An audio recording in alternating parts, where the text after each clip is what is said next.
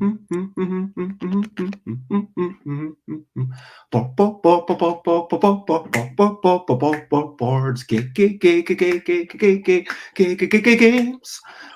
games, boards, games. We might be chatting about boards, games, but we're not gonna shout.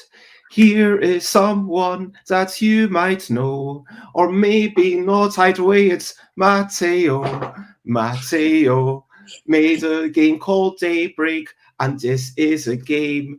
An hour or two it will take, and you will, in this game, cooperate to try to improve the world's fate. Daybreak and Matteo's life, it's what we're talking about. Meeting Matteo, and I'm not gonna shout. Hello, good morning, good afternoon, good whatever it is, wherever you are. It's 10 a.m.-ish UK time for Busy Beats and Board Game Blether. And today we are meeting Matteo Menapace.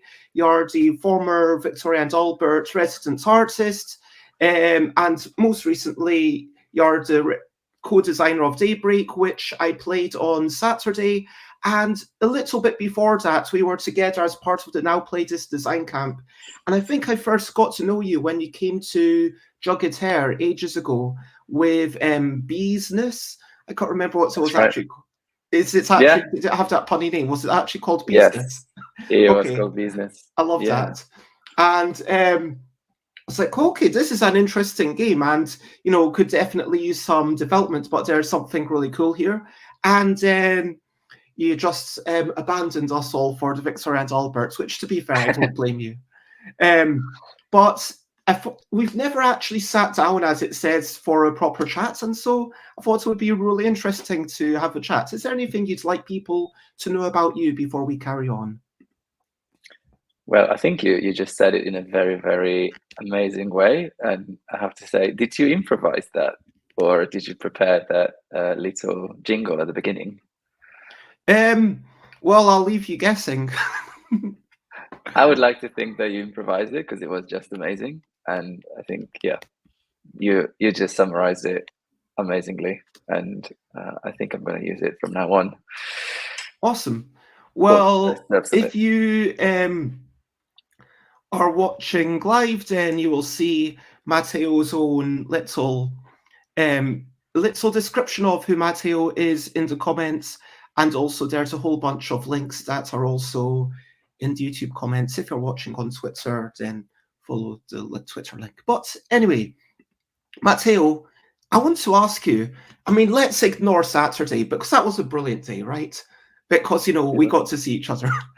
Yes. But in all seriousness, what are some of your recent highlights, living life and seeing the sights, recent highlights, playing games and other delights? What have you been up to for the past couple of days? What have you been up to since we last saw each other?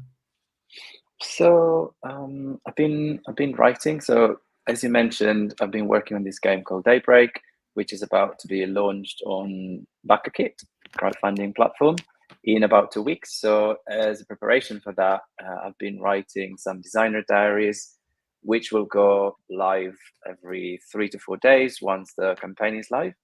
And that's going to be done as project updates within the campaign? Yes, as project updates, and also we're going to post them on Board Game Geek. And it's been really nice to go back and dig into the archives. So I've been co-designing this game with Matt Leacock, who's the designer of Pandemic. And we have kept a design journal since the very beginning, so since April 2020. And that means that every time we meet once a week, we write down a log of what we discussed and what we decided, a to-do list. And then as we work asynchronously, because he's based in California, I'm based in London, like you. And so we actually never met in real life yet. And so we've been working remotely and asynchronously. And every time that we do something, we post screenshots of what we're working on and ideas and just thoughts. I mean, I know you say you work asynchronously, but presumably there are some live meetings like video, because yes, definitely. Yeah. So we meet every Tuesday at 5 p.m. So we're going to meeting scheduled later on today. And we've been doing that since April 2020. So that's been our routine, to meet once a week. Wow. And then throughout every week without fail. Well, there's been some weeks that we haven't met because of life events, holidays, and so on. But we've been quite regular actually, and I think that that's been a great practice to meet every week, even though we don't have necessarily every week a lot to report, or a lot of it is just going through the journal and discussing what we've been doing. But it's been a great way to keep the project going, and also to keep like a human contact with the person that you're working with, and that you've never met in real life. So I think that this is also quite a standard way for a lot of people to work nowadays, working remotely, and to be able to have that routine and that schedule makes a lot of difference, I think. Well, at least it has done for me and for Matt, both in terms of professional and like mental health as well. No, I can absolutely understand that, having that human connection, because for me, that's a big reason why I'm doing these streams, to get to know people, because I mean, part of it is getting to know people that I wouldn't have gotten to chat to otherwise, and part of it is also getting to have a bit of focus time with someone like Chloe that you know, or yourself, because it's all well and good playing a game together, or you know, being in a room where you're chatting for like maybe 5 minutes, but then having a focused, okay, we're going to talk together. That's really amazing for your mental health, as you say. Yeah, and at the same time also keeping that written journal of your design. And this is something that I started doing also for my own kind of solo projects, where it might sound a bit strange because you're working on your own, so you don't necessarily need to, or feel like you need to, document your process and what you're doing. But then sometimes you have projects that break, and then you come back to it, and it's really nice to see all the progression of that project, and also to remind yourself of all the steps that you've gone through, and then to be able to document it, and to always have that one document where you can sort of find everything and see all the links to the various experiments or the various things that you've read and have been inspired by. So this is one advice that I would give to everyone, to keep a design journal. And so going back to the question that you asked me earlier, what I've been doing in the last few days is to dig back into this journal. And the Daybreak journal is now about 500 pages document on Google Docs. Wow. So it's a really, really heavy document. We had to split it at some point into 3 documents because it was just bogging down our computers. And figuring out a way to tell the story of this project in a way that is engaging and meaningful for people who have not been in the depth of this project for such a long time, and to write the design diaries. So to write how we designed it, how we started, how we evolved the various experiments that we've done, and also to show the evolution of different elements of the game, and how they were kind of clunky and weird at the beginning, and how we then simplified them and evolved them to become what they are now. No, that makes a lot of sense. Getting yourself ready for the designer diaries. And a quick hello to CD from across the world, talking about working remotely. Speedy being based in New Zealand. I hope that your day is finishing off well. And yeah, I would love to talk more about these designer diaries and, you know, your notion about, because it's really interesting, the process of writing for a quick thing on Board Game Geek is kind of, you want to skim maybe a bit more because people aren't necessarily as enfranchised. Whereas once people have already backed the thing, you can go into a lot more detail, and you can say, oh yeah, let's talk about this one particular card, or even ask them their opinion on things. And I think it's really important to be mindful of your audience, not only when you're making the game, but also when you're making the surrounding stuff like the designer diaries. Talking about recent highlights, I managed to, wasn't like loads of work done yesterday, but I managed to tidy up my bed so that someone can stay over here. I did send off a message to a publisher that I'm hoping to meet up with at Essen. And also we played a few games of a game about selecting 7 cards, speedily searching for synergies, where you can see this hand that I had with these 7 cards, and this is actually another world record. I mean, I say that as if there's been millions of games played, which there haven't, but at Tabletop Scotland, most people were getting, 10, like saying if you break double digits, you're doing really well. But knowing the cards is such a big advantage. So 3 times someone's gotten 32 points, and it's always been me.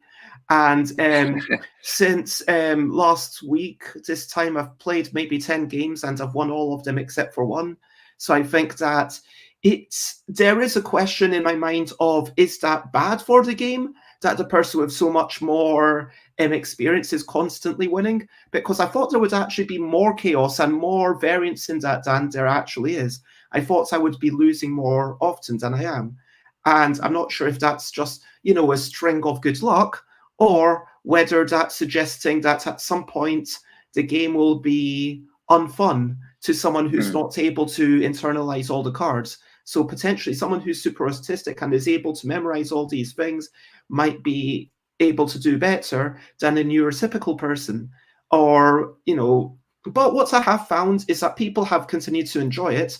And like, I did get people to play quite a few games in a row with me on Friday, and even though they kept playing the same game and consistently losing, everyone was, I would play that again. So that's a good sign, I guess. But that's obviously like on Kickstarter just now. And it's going to finish up tomorrow at 9 p.m. So if you want to check it out, you've got 11 plus 24, 35 hours approx, slightly under 35 hours to back it. But yeah. I already backed it. So thank you very much. And I'm looking forward to getting everyone saying, okay, what would you like your name to be? Like, if people choose like an offensive thing as their name, obviously I'm not going to sing it, but it's like, would you prefer Matteo or Matteo Menapace, or I don't know, maybe you've got some middle name. I honestly don't know. Do you have a middle name, Matteo? I don't actually. It's not very common in Italy to have middle names, at least for our generation. Okay. But for instance, my parents do. So I think I can't remember how many extra saying my name I added. Like it was less than one person. One person actually added it 7 times, which definitely amused me because that is very much on theme, obviously. So it's going to be like an entire verse all about them. Yeah, I think I did at least twice. So it's only going to be one. It's going to be my name, maybe my girlfriend, maybe my parents, and yeah. Oh, the idea is that it will be all. Oh, I had. I guess I could. Okay? I mean, like I was, like I'll just write a list of it. I'll work it out. Yeah. It's fine. As long as I can work out how to pronounce them. I might need some pronunciation guides if you've got anything. But look, obviously, I'm quite excited to be singing people's names, and I'm excited that people got on board with this, ridiculous, silly thing. But there are other brilliant things in life, and I would like you to nominate a brilliant thing. Brilliant thing. What's a little thing which is brilliant? Whether we talk about cubes or water or breathing or oxygen or tables, what would you say is a table? I mean, what would you say is a brilliant thing? Sorry. What's a brilliant thing? Wow, that's such a interesting question. I mean, I'm not asking you to define brilliant things. I'm just asking you to, just name a brilliant thing. The first thing that came to mind is actually a key, because it's something which is, very small, but also quite elaborate, and it allows you to enter. Yes, it allows you to enter into rooms, into properties, into spaces that might be spaces of calm, spaces of where you can concentrate, where you can work, where you can do your thing. And I think it's a brilliant thing. Keys are brilliant indeed. Yeah. And so that is our conclusion. I think that they are brilliant because it's amazing how having slightly different teeth and different positions means that you can go into the place and other people can't. I mean, whilst in a, you know, in some sense, it would be nice for everyone to have access to everything. I think that privacy is needed. Like, I want to have my space where I'm like, yeah, this is my stuff, and I'm secure that when I come back to this space, everything will be as I left it. I really appreciate that. And so I do appreciate having the security and privacy that keys offer. I agree. They are a brilliant thing. So Indeed. let's move on and let's talk about questionably quick questions is the next section. It's not an interrogation. It's just a questionably quick question section. So meeples or figurines? Meeples. Podcasts or books? Ooh, I'm gonna say books, but it's a tough choice. What was the last one you finished? The last book I finished? Yep. It was this book here, Planets on Fire. So it's a book about climate change, because Daybreak is a game about climate change. So I've been reading a lot of climate science, climate politics, climate fiction, and Planet on Fire was a book that I've read and really enjoyed, because it kind of aligned with the type of game experience that me and Matt have been trying to create. So this kind of systemic look at the climate crisis and how you have to both decarbonize the entire global economy, as well as protecting people from the rising crises that are happening because of rising temperatures and stabilization of the entire global climate system. And so Planet on Fire is backing those ideas and giving a really a great overview of what it would take to reform different aspects of our society in order to meet that huge challenge, which is to tackle the climate crisis. And something that was interesting while I was reading it is that there were certain passages in the game where I could directly see the parallels between what the authors of the book were writing and what me and Matt have been putting in the cards or in the board of the game.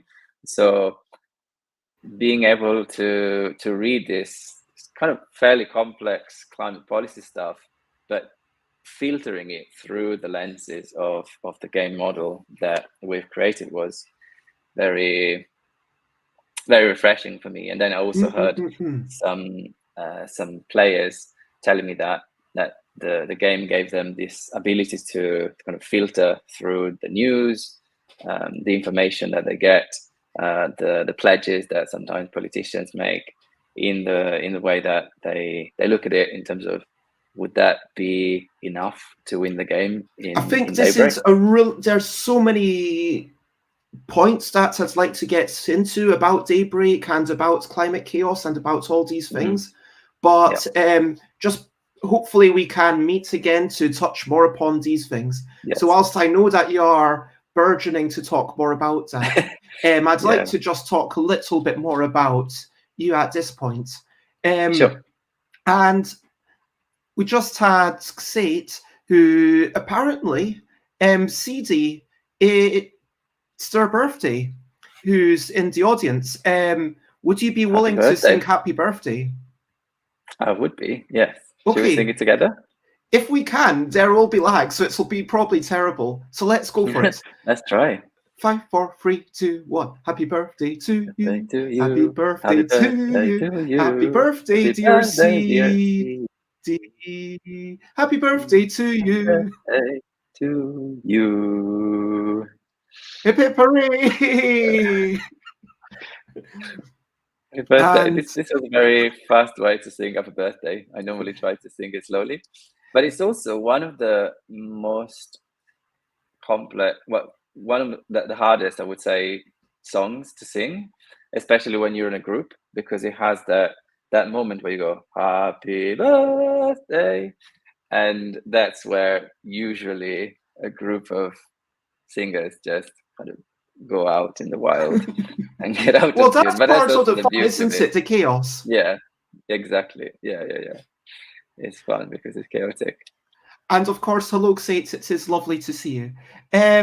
CD wants to know more about your favorite games that you haven't designed yourself.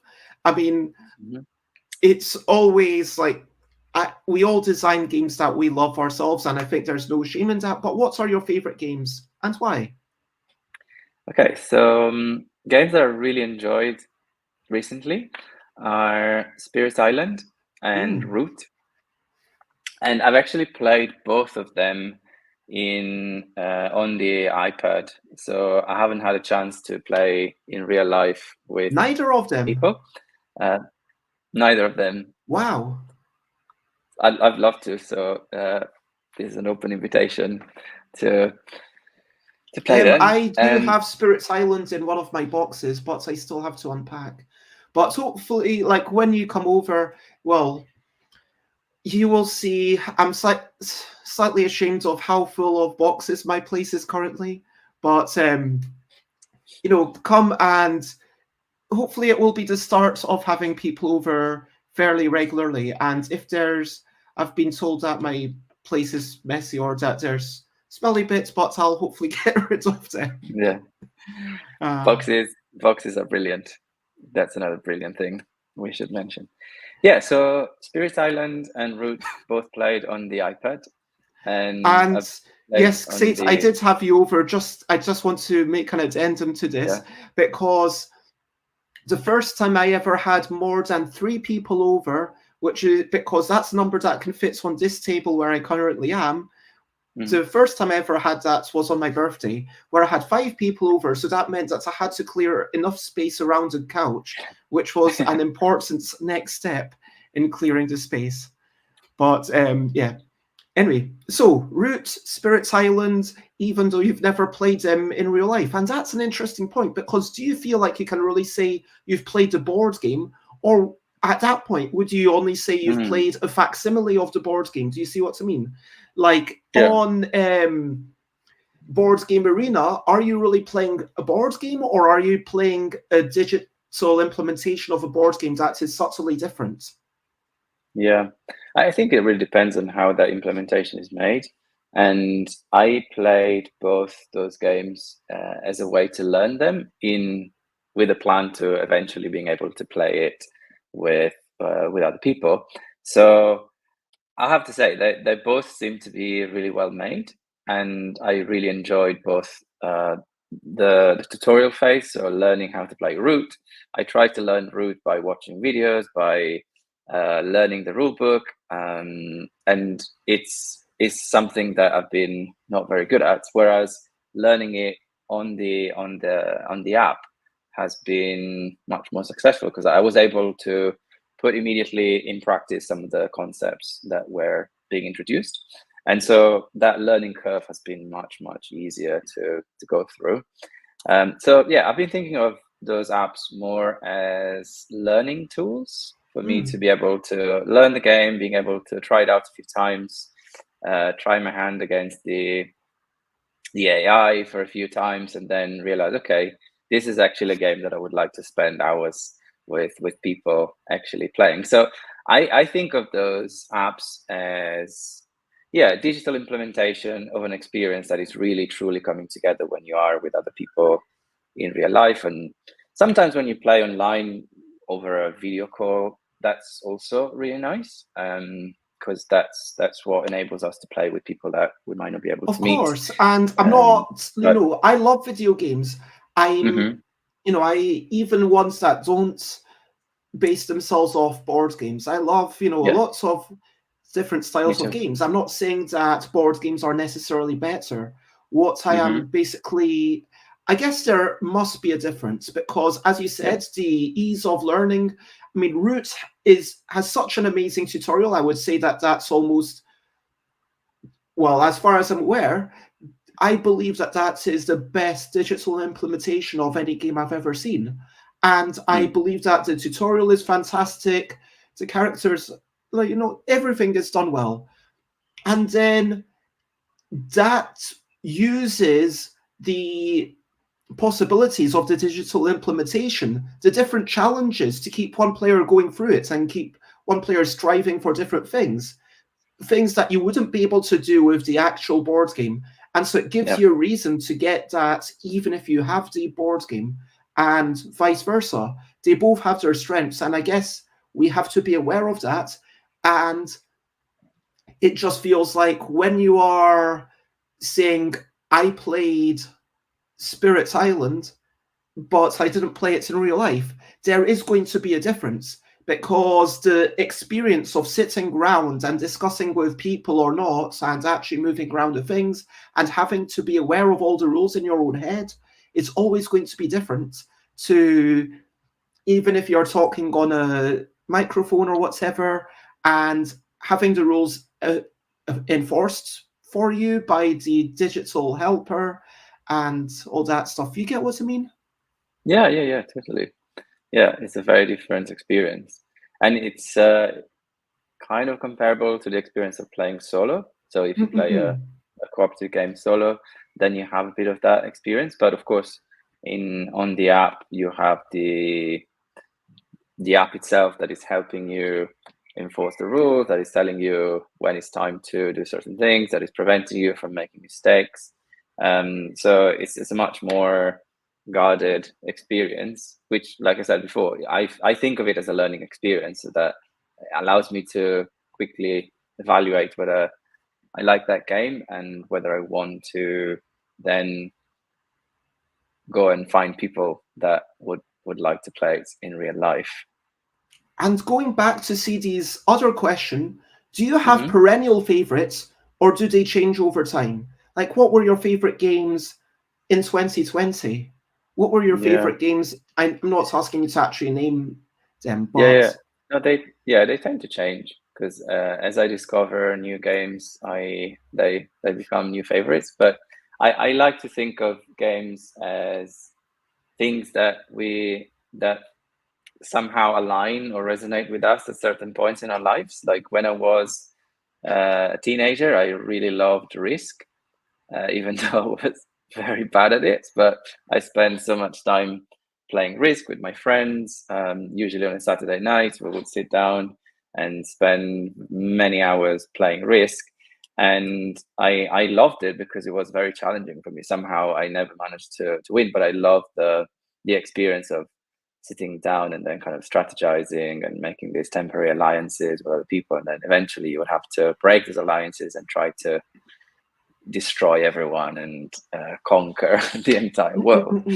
And then and that fed into your desires and motivations at that point in your life, because for whatever reason you were all about conquest and maybe even a little bit of destruction. maybe, I'm not sure if that's that's the way to interpret it. It might have been that it was a way to channel some of the sort of competitive spirits that you pick up from school and from like generally that being a teenager, you're a bit like in competition with your friends or with like other groups of people. So but it was I think it was a way to channel that competition instead of doing it in a way that could have been harmful to each other.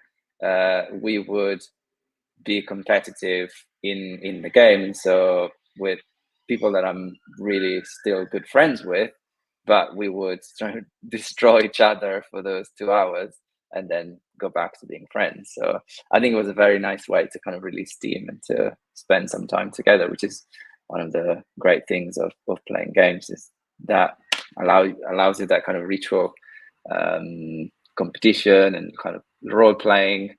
And at the end of the game, you can go back to normal life and Yeah, I hopefully think not that's carrying over. also what is going on with, C.T. and Wen's book, which I've not read, but I saw that you've got a copy of, and I've listened to them on so many podcasts, basically saying that the value of the game is that it actually ends.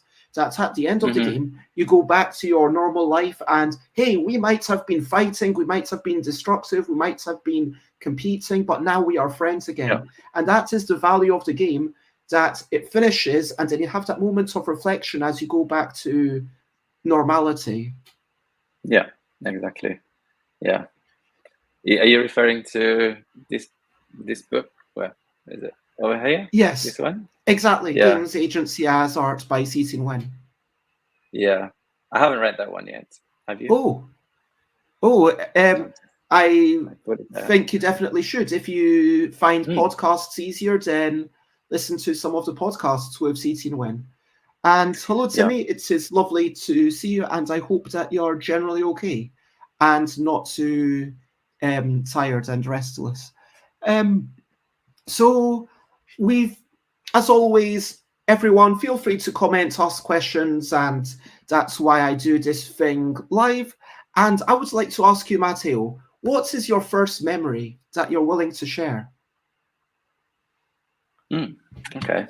My first memory is being having lunch with my dad, my grandma, my grandpa, and my uncle when I was 3 or 4 year old, Okay.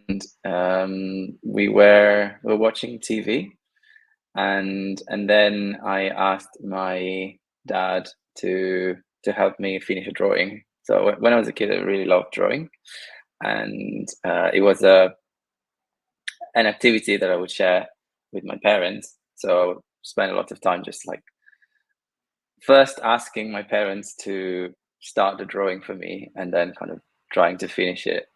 And yeah, so I remember, yeah, somehow a weird memory of having hazelnuts with my grandpa and then going to the next room and asking my dad to finish a drawing of a truck while they were watching TV over lunch. That sounds like a lovely thing. So, did you have a very happy childhood with strong family bonds, would you say? I would say so. Yeah. So I grew up in a small village in the Alps in Italy, and my family were living at walking distance from each other. And well, my grandparents, my mum's parents lived in another village, but we could drive there fairly easily. And so it's a small village. It's very safe. Everyone knows each other. I could walk to kindergarten and to school from an early age on my own. So I always felt like it was yeah, a very nice childhood where you could play around. There weren't sort of any kind of dangers. We had a lot of nature around us. But then growing up, when you start being a teenager, you start to see the kind of limitations of that small village mentality, and you start to feel like you want to do things that other people maybe don't need to know about, and you start to feel that desire to move on and to move beyond that small community. So when I was 19, I moved to Milan to study at university, and then at 22, I moved to London also to study in graphic design. Oh, nice. And how, sorry, I'm going to have to plug this in, but how long ago was that you moved into London? If you don't mind revealing So your age. yeah, I don't mind at all. So I'm 39. I moved to London in 2005 when I was 22. So at the time, I just finished a BA in graphic design in Italy, and that was a very commercially oriented type of university. We learned how to be workers in the industry of advertising or graphic design in general. And I wanted to do a bit more interaction design, which at the time was a relatively new field. So I moved to London because I wanted to study that, and also because I wanted to be in a school that was less commercially oriented and a bit more artistic. So I did my MA at St. Martin's, CSM, and then during the second year of that MA, I found an internship in a video game studio, which Okay, then allowed me to kind of jump straight into the industry when I finished studying. nice. Mm. And like speaking of video games, I know that I looked at the other interview you linked me to, where you kind of interviewed yourself, it sounds like your family wasn't very keen on video games. You said that the only ones I was allowed to play were Paint and SimCity. So did they feel like Yeah. video games would constrain your thinking? Did they feel like they would be too much of a waste of time? What was going on there? Yeah, I think that there was a general fear of video games at the time. We're talking about the late 80s, 90s, and probably that fear is still coming back in fashion at certain points. Yeah, so because the computers that we had in accessible, where the machine where my dad was doing his work, he was a civil engineer. So that I think there were a couple of fears. One was that if I got a floppy disk home from my friends, that floppy disk with a game on it might have also contained some kind of virus. So he was very afraid of that, like losing his work. And the other thing was that my parents wanted to have some kind of oversight over the type of games that I would play. So we ended up getting games, either buying them or getting them from people that were sort of vetted by by my parents, and which meant that I ended up playing the other games like Mortal Kombat and the ones that are a bit more gory, and that my parents wouldn't probably allow me to play on their computer at other friends' places. But on my dad's machine, I was only allowed to play games that were considered kind of acceptable and creative or kind of constructive rather than I guess destructive. that's always the way. You're not going to be able to repress the curiosity of a child, and so they'll always be like, Yeah, "Yeah, I need to one play this.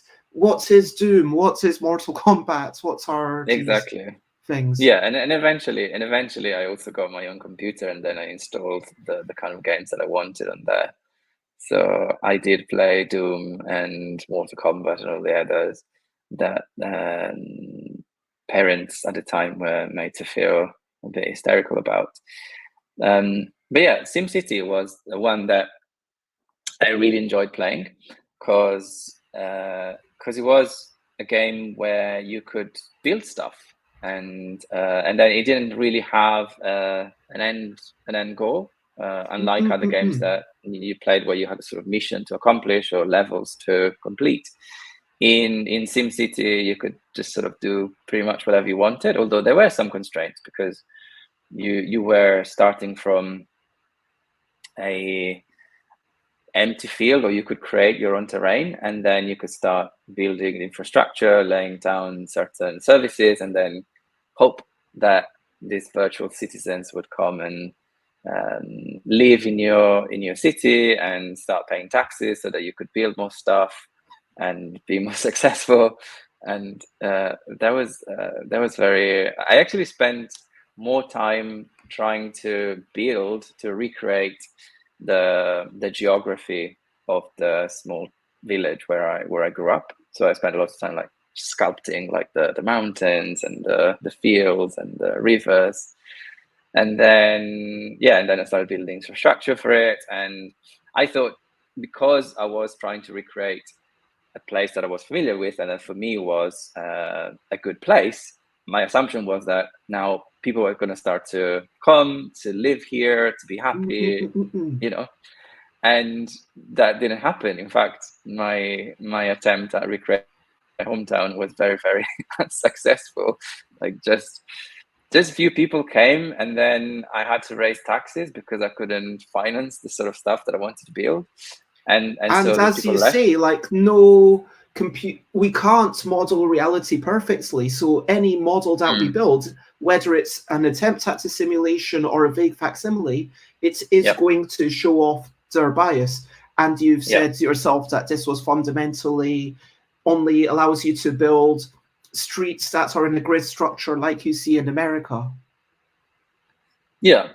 It was built on the assumption that not just you have to build on a certain type of terrain, a certain architectural model, but also you have to keep taxes low, because otherwise people will just rebel and move away. and we know that this is a model that works in certain parts of the world but not in others. So yeah, there's it's kind of underlying bias and assumptions that I started to see in games from a very early age. And then when I started making my own games, I started to realize that that is also something that we can play with, that we can make more apparent or obvious to players, and that we can get players to reflect on as they play. Yeah, because there's always, I mean, to paraphrase Skunk and Nancy, yes, it's political. It's all blimmin' political, because I prefer to avoid Blasphemies. Certain words on this show. Right. But yeah, everything does, even if it's space cats on the moon or whatever. Let's say you make a game about space cats on the moon and are talking to aliens. Whatever you're doing in the game, that kind of suggests that what you're doing is possibly a good thing, because I feel like generally there's the assumption, unless otherwise stated, unless the game makes it clear otherwise, that whatever a player is doing in the game is something aspirational. I don't know if you would agree with this, but it's very difficult and to make a game where you're playing as the bad person and not have, and you need to make it clear that this is either so far-fetched or so out of the realm, or this is clearly satire, or make it so repugnant that people actually talk about it. But then are some people going to play it and then get the message, oh, that was fun? I want to keep being a bigot, because like in the game that myself and his mate Seize the Power, someone said, you know, there is the danger that ultimately this game is being about being the best bigot.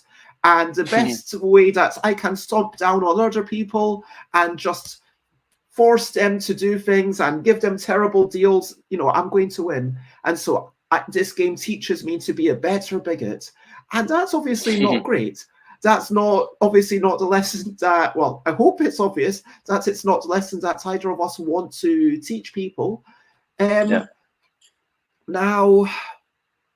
I hope but I would say it's important to have also that role that people can play within the game, because it's I think that a bigger risk perhaps for games that have some kind of message or maybe some purpose behind them is to be preachy. So if you were to make a game where you're just trying to get people to learn the right thing to do, and you don't allow them to be a bit cheeky or a bit nasty to each other, so to also explore the other options within the spectrum of actions that you could take within that system, then people would probably very easily see that they're being preached at and switch off. Whereas if you create an experience where people can be both sort of virtuous or do actions that are aligned with their own real life ethics, as well as doing the things that they would probably but one not of do in those real is going life. to be the better path. And the point is that in Seize the Power, the path to victory is to be, you know, to stamp down on people and to be self-serving, which is not what I would hope that people would do in real life.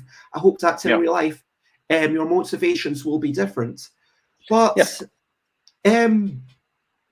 there, I mean, sorry, did you have something that you want to say about this? Because I'm just acknowledging the time that we've been chatting for 45 minutes, and we've still not chatted about how you got into games or anything about your Victoria and Albert museum residency, which I really want to chat about. Right. So this is kind of moving into that direction, because the residency that I was very lucky to be able to do at the Victoria and Albert Museum was based on this idea of creating games that are giving people that dilemma between what you would or what or not do in real life.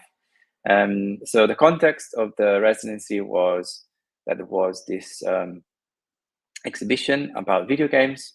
So it was 2018, and the exhibition was to showcase how video games are made and also how video games can be political, how games are not just a form of mindless entertainment, but they can be used to get people engaged and involved in complex topics around all sorts of conflicts, violence, political, racial, and so on. And so my proposal for the residency was to help people move from being consumers of this media to become makers of this. And the exhibition was particularly on the media of video games. But my argument was that making a video game is something that takes quite a lot of skills and quite a lot of time usually. And in order to get started instead, you could use board games. You could have this process which is much more collaborative, much quicker, of taking an idea, maybe taking an existing board game and repurposing it so that it becomes a game that tells something about what you think and what the sort of stories that you want to tell. And then through that process, you can learn the basics of game design, which you then apply to making video games, and also maybe just generally get excited about using games as a way to express your ideas. Is it stretching time? All right, I see. It's a stretching time. Every 40 minutes, you need to make sure that you Yeah. stretch for health. Okay. What is your favorite stretch, Wes? I like just bending over to the side, and Yeah. sometimes I feel, oh yeah, I really use that, and I try to get over to the ducks and enjoy watching them, and then I stretch in front of the ducks, and I feel and I enjoy life more when I do that. But getting back to your residency, we're talking about you made your application, and within that application, you were talking about how you wanted to push games beyond what they can be and encourage other people to join in the creativity process and actually enable other people. And that's a really interesting part, because so you saw your role not just as creator, but also very much as curator and enabler. Yeah, and this I then discovered that this was quite smart move, because the residencies at the V&A are run by the learning department. So it's both about creating your own response to the collection of the Victorian Albert Museum and to the exhibition that the residency is attached to, but it also has this educational value. And so I came in as an educator or enabler, like you said, and my experiment was to see whether I could use board games as a way to get people from the excitement of seeing this exhibition about video games to then ask, okay, so how do I start to make my own game? And often the answer is, well, go online and learn how to code, or download Unity and start making video games. But I've seen, because I've been a university lecturer, and that excitement can very quickly fade out when you stumble upon problems to do with software, or to do with programming languages. And this is also how I rekindled my interest and my love for board games, was to use them as a teaching tool. So I started making my own board games because I initially had this idea to make a game about learning how to program.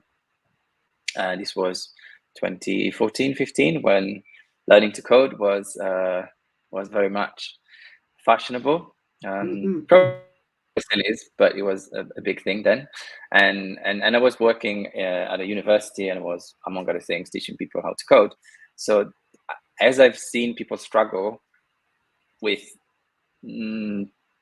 things that were not necessarily conceptual, but more like bugs to do with programming languages or with computer software, I started to come across this concept of unplugged computing, which was the idea that in order to learn how to think in a way that helps you then write code and write programs, you should get away from computers. You should start learning how to think and how to program the actions that you can then translate into a machine code, let's say. Like sometimes, I guess, doing something physical like the robot turtle, it makes it clear that this is what's going on, and it makes it physical, it makes it visual, and it makes it easier to understand, because it's not just about knowing exactly the grammar. Well, it's not about knowing the grammar or the language of that particular coding language. It's about understanding the logic, as you say. Yeah, exactly. So because I've seen many people struggling with like you said, the grammar or the vocabulary of a specific programming language without having that prior understanding of, well, how would you get the computer to do what you want by understanding that problem and the solution to that problem in plain English or whatever your preferred language is. So to get away from the computers and to do this kind of unplugged computing, and then one of the types of applications of this that came up fairly quickly was using games, because when you're playing a game, you have to kind of download the rules into your own, or upload, if you like, the rules of the game in your head, and then you have to execute those rules, those algorithms in your head, and then you have to also check that other people are doing the right thing. So in a way, when you're playing a board game, you're not just having fun with other people, with your friends, but you're also doing a lot of logical operations that could be very easily translated into the skills that you don't need when you're a coder, when you're a programmer. And so from that realization, from that experience, I thought, okay, maybe I could try and design my own game. And that project kind of got hijacked by the other idea, which was to make a game about bees and about twisting the sort of economy of the beehive into a for-profit enterprise, so a business. And so from that initial idea, I started to I got really excited about that more than the unplugged computing thing, and then that's how business started. And then I brought it to a few now Playtest UK meetups where you had a chance to play it and to offer really valuable feedback. And that was also the project that I showed at the VNA as an example of how you could go from designing your first game to then moving on to designing other kind of experiences like digital video games. I would love to talk more about, the V&A experience, but I think we need to start wrapping up.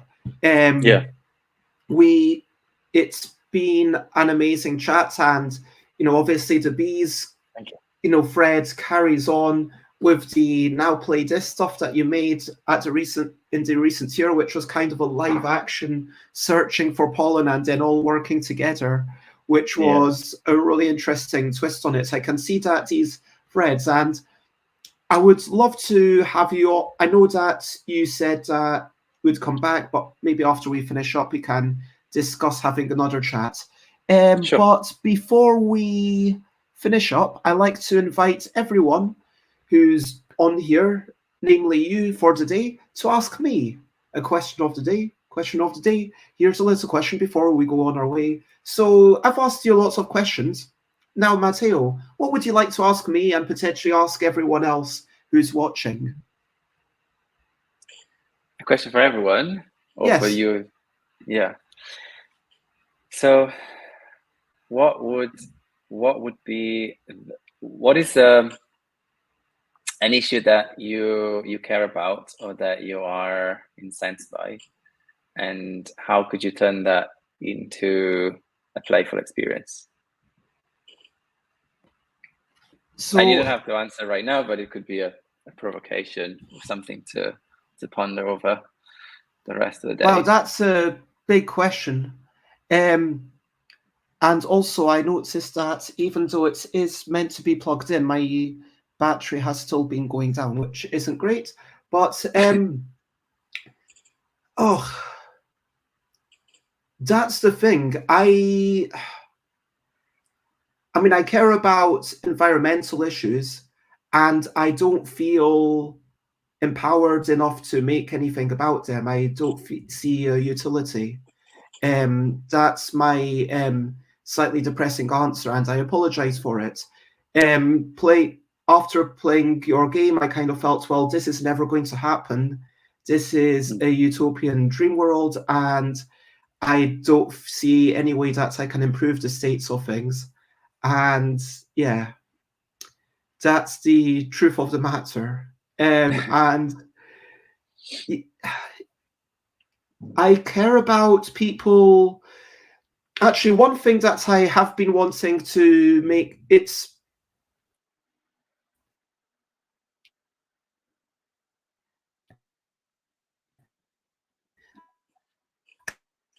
don't know if you can say it's an issue I care about.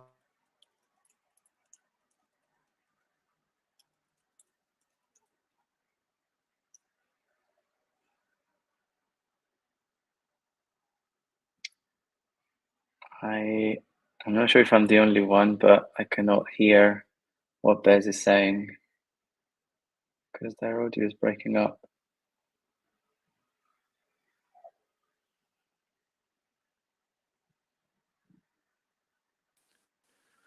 Hello. Hello. Sorry about that delay. Yeah, I think that's there's a leak or something. My computer, it was slowing down and then it completely froze. So I had to turn it off, and it might be to do with how many windows I've got open on Firefox. I don't know, but yeah. So you started to break up when you were saying that you care about people, and then I couldn't hear from then on. So I care about people coming together. I just feel like, in a sense, any game that brings people together is a good thing, because you have to share that moment. Yeah.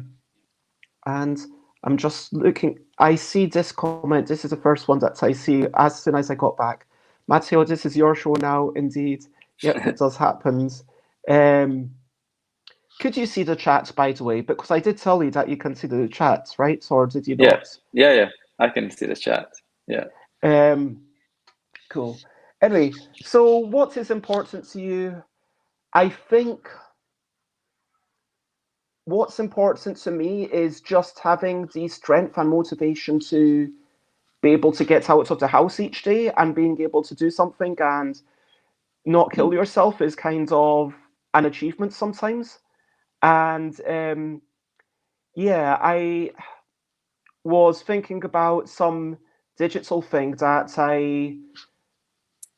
at an NHS thing I was part of a game jam, and then it was mini missions to minimize misery. So the idea is that it doesn't let you play too often, so it's not a game that you can keep playing.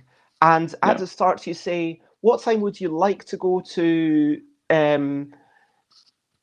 like bed, what time would you like to wake up, and it or what's the earliest you ever want to wake up, and it won't let you play before that local time, if you know what I mean. So if you're playing in the middle of the night, it's be like, no, you said before, your previous self told me, and you can change those settings easily, but it's kind of meant to be about your best version of yourself telling yourself on a bad day what to do.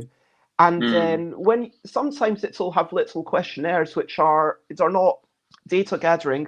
They're literally just there to see what's good for you. Like, what's your what spices do you have? And then when you do a mission, it'll be like, okay, how are you feeling? And like maybe you choose like different smiley faces. And if you're like feeling really rubbish, then it'll give you a really easy mission, like make a cup of tea. And assuming you have the things to make a cup of tea, or Take a it might shower. say drink something. Like, yeah, like that might be like on the upper level depending on how bad you're feeling. But sure, that might be a mission. Yeah. Or walk around the block and get back, or take a walk at least 30 seconds outside and come back. I mean, even that can be but on a better day, it might be something like do 10 sit-ups, or touch a tree, or say hello to someone you've never met before and compliment them on something. Yeah, just compliment them on something. And so those might be, and then at the end of it, it would ask you like how difficult or easy you found it, and whether it made you feel better, and how you feel now. Like, so if you feel now better than how you felt before, it will assume that it's making you feel better, and so it will show you that kind of mission more often. But if you feel worse or the same, then maybe it will show you different missions, and it will learn what kind of missions are good for you, and there will be maybe like 3 different things to choose from, and you can do all 3, or you can do just the one. And sometimes it'll be like, oh, here, like some missions might be buy a bottle of conditioner, and then if you've got the budgets, like, so again, there's like 3 missions and you get to choose from like 3 of them, or maybe there would be 5 and you choose 3 of them, I don't know. And then on another day, it would remember that it's told you this. And if you've got the time, and it would say something like, take a long shower, wash your hair, and then in it says, that bottle of conditioner that you bought before, finish the bottle, go crazy, just keep washing your hair and use the entire bottle. Yeah, I like that. So I like how it's like mixing getting them. people to go outside, that was a thing. But yeah, I don't know if this is, because honestly, sometimes it is, and the truth is that some days it is a real achievement to get outside the house, but we don't appreciate that within ourselves. Do you know what I mean? I know. Yeah, definitely. And suggests that that would be quite wasteful and potentially bad for the planet. And don't know, it. And that's the thing. Like all of these, some of the missions might be things like just try this spice that you like. It might get you to do an inventory of your spices sometime, and then later on the mission might be like to combine 2 of them, or just use something using these 2 spices. You could just put them on a spoon and enjoy the spices, or but otherwise it might say if you feel up to it, you could cook something on them, or just put them on potatoes or onto ramen, or you could just put them onto a spoon. However you do it, you've got to appreciate the spices. And it says, try cumin with pepper. I mean, I've never tried just cumin with pepper on it. So, yeah. It's great. So it says, where can we get this app? Yeah, when can we get this app? I think it's really brilliant because it gives you an instruction to follow, and can be very useful to get out of that potentially negative state of mind that you might be, and just following the instructions the way that you might follow the rules in a game can then help you both achieve something, and then to reinforce some sort of positive message to yourself, as well as doing something that you might otherwise not do. So having that combination of a semi-randomized action, and actually I like the idea of going to buy a bottle of conditioner, and then the game, the app tells you to do something quite silly with it, just like finish it off in one go, because it reminds you that sometimes you need to do silly things in order to enjoy life. And yeah, it might be a bit wasteful, but what you gain from it might be a better mood or better mental health that day. I mean, maybe it is down to the individual. Like, I've got very long hair, and I wash my hair not as often as most people would say is enough. So I can go definitely more than a week without washing it. And when I wash it, I will typically use a tiny bit of shampoo and half a bottle of conditioner anyway. Whereas if you've got short hair like Matteo, then that might be a very different. But also, like just saying, hey, quick questionnaire, and again, it would be like, hey, do you have a bath? Like, just checking, do you have these things? Because all of these things might be prerequisites for future missions, and you can't assume that. It's like, how much are you willing to spend per day? Not on this app, but do you have a budget of £2 that you could go off and buy things? Because some people don't have even like pounds a week that they could spend on luxuries, and we've got to be mindful of that. Yeah, definitely. But some people do. I really like this idea. Says cumin and cinnamon go well, and just I love the chats about all the spices, and it does make me think that it would be interesting to do something with one person in this way, one person kind of being this mentor and then generating some things. But yeah, I try to find some coders to make it. Well, Xate, if you learn coding, you can make it. I am not going to code anything. So I put that idea out there in the world for anyone else to do with as they wish. Yeah.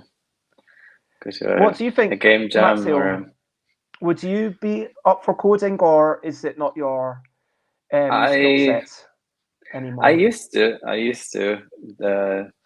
code for a living, let's say, and I am not doing that much these days. So I would say I think there are probably better people than me at this point that could take this idea and code it. I think it's a brilliant idea. I think it should definitely become something. Like I said, it's that combination of having some instructions, some easy instructions to follow that can then give you a positive feeling that are tuned to the kind of mood that you're in or the state that you're in on the day. I find that very, very valuable. Yeah, as I say, if anyone wants to do it, I would be interested in being there as a consultant if you would have me. But if you want to do it yourself, then feel free to go ahead, because otherwise, if it's just me, it's never going to get made. But yeah, that's again a slightly depressing answer to your question, to say what game would you like to make, and I'm saying this is a game I would like to make, but it's never going to get made. But someone will. Not necessarily. Well, let's hope that someone will pick up that idea, or someone will have that idea sort of independently and will then make it. Trying to just seems here we go. And banners. So we finish up by doing the sorry about this. It's easier on my laptop. Recap and wrap up before we finish up. So to recap and wrap up, we talked about so much. We talked about doing designer diaries. We talked about taking lots of notes, having regular meetings, about the nature of recording stuff, and keys. Keys are brilliant. Locking stuff, security, privacy. We talked about Planets on Fire and also the other book behind Agency as Art, or Games Agency as Art. We talked about it being CD's birthday, Spirits Island, Root, and the notion that games are kind of a reflection of where we are at that point in our life. because we move, we constantly become different people, and so of course our preferences are going to change. We talked about that initial memory of a family lunch and doing art with your dad, or indeed used to do it with all sorts of people. Coming over here in 2005, working in graphic design, and then getting an internship with a video game company. And I'd love to talk more about that. And the notion of games that maybe your family doesn't agree with, Doom and Mortal Kombat, but playing them anyway at your friends' places. The notion of playing as the bad person, which is, again, something that we could have chatted about for the full hour.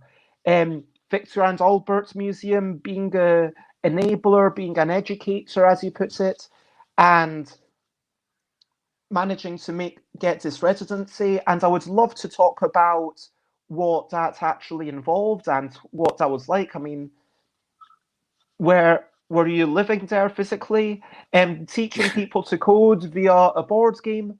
And then we talked for a while about a game that I would like to make, and if anyone has, what's important to you, and how would you put that into a game?